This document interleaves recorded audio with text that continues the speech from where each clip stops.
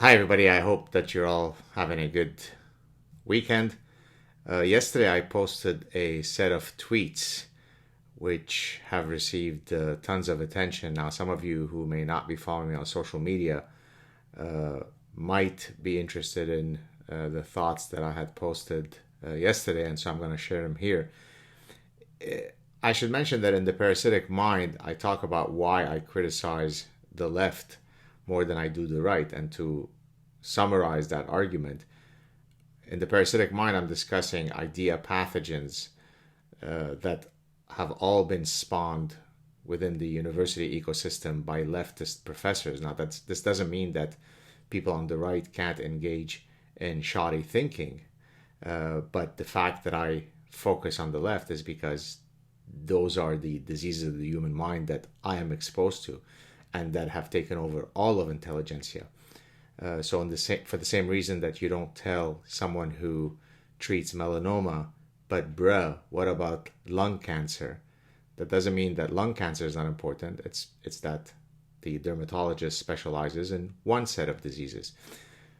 So that being said, today I wanted to discuss another more personal reason why I abhor many leftists on a personal level, and so these sets of tweets refer to this. So I'm going to read them and then I will share maybe some additional thoughts. So, personal point: one of the reasons that I despise the left is that they exhibit a form of inauthentic moral and intellectual superiority that viscerally offends me. I am authentic to a fault. Hence, I am more likely to feel comfortable among US Navy SEALs than pseudo intellectual frauds, all of whom are as intelligent as the rifle of the US Navy sniper. In other words, I appreciate people who are honest, real, authentic, hospitable, genuine, etc. The reality is that within the elitist world of academia, governed by leftists, these traits are seldom on display. Rather, there is an orgiastic feast of faux intellectual posturing, a public disdain for the great unwashed, the rubes, etc.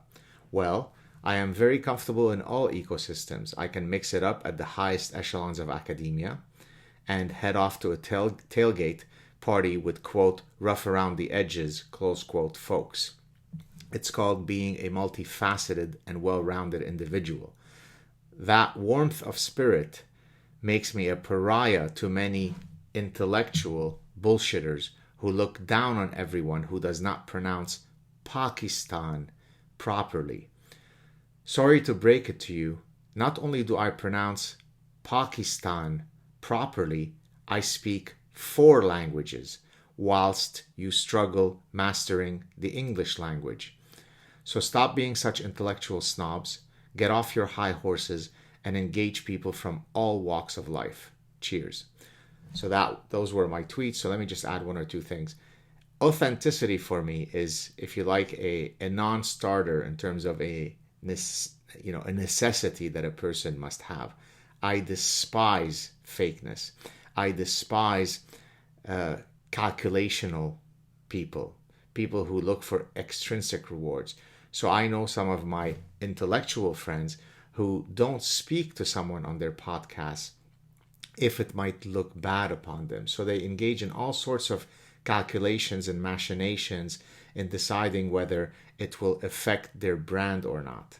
On the other hand, I decide whether I'm going to speak with someone or not as a function of whether that person may have something interesting to add uh, to the collective narrative, in the battle of ideas. So I do speak to Tommy Robinson, who comes from the so-called lower classes, but who's probably more intelligent than many of my very, very highfalutin, nose up in the air intellectual colleagues.